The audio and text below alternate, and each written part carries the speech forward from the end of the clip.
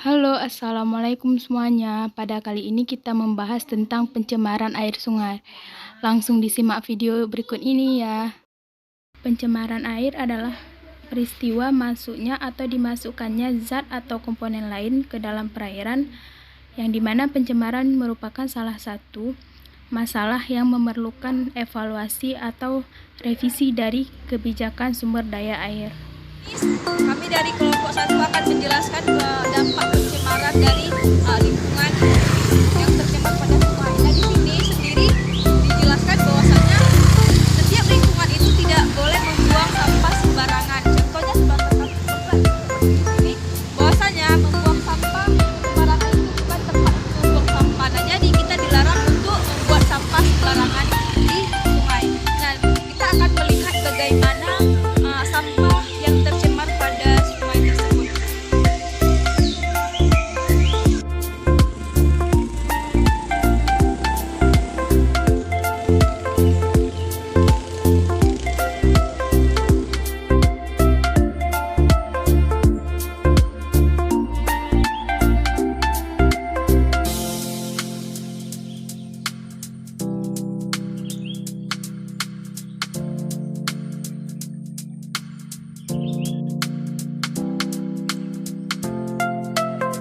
Nah, baik. Tadi sudah dijelaskan bahwasanya dilarang membuang sampah ke sungai. Nah, tetapi pada kenyataannya di sini masyarakat masih membuang sampah sembarangan ke sungai dan mengakibatkan sungai tidak dapat digunakan dengan baik. Nah, di sini dapat kita lihat sendiri sampah yang terdapat yang ada di sungai ini ada sampah organik dan juga anorganik. Selain itu juga bagaimana cara mengatasi sampah ini agar sungainya tidak tercemar. Nah, maka masyarakat ataupun pemerintah harus melaksanakan sosialisasi ataupun tidak memberikan sanksi kepada masyarakat apabila mereka masih membuang sampah sembarangan.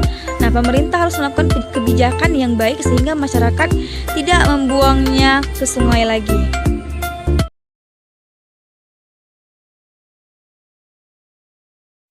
Selanjutnya yaitu dampak pencemaran.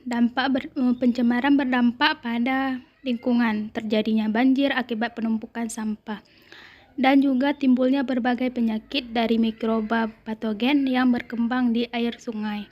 Selanjutnya yaitu air sungai kekurangan oksigen dan membahayakan kehidupan ikan-ikan yang berada di dalamnya, lalu menyebabkan penyakit tipus, kolera, hepatitis, dan berbagai penyakit lainnya yang terjadi pada manusia akibat dampak dari pencemaran tersebut.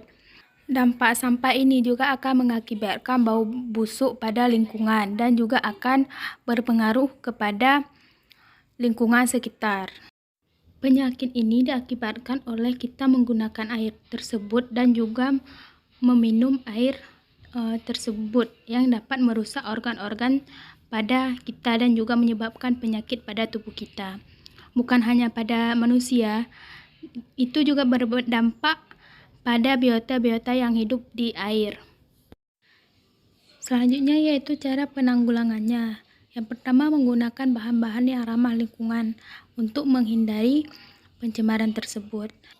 Yang kedua yaitu melakukan pengolahan limbah dengan benar. Kita dapat mengolah sampah-sampah tersebut menjadi kerajinan-kerajinan tangan yang dapat digunakan kembali.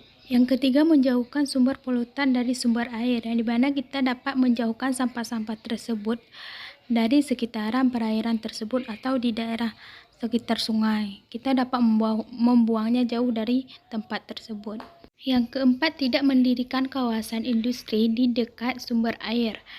Yang dimana kalau kita mendirikan PT-PT atau industri, itu akan dapat menyebabkan penumpukan sampah yang berlebih dan akan menyebabkan pencemaran air yang akan berakibat kepada lingkungan.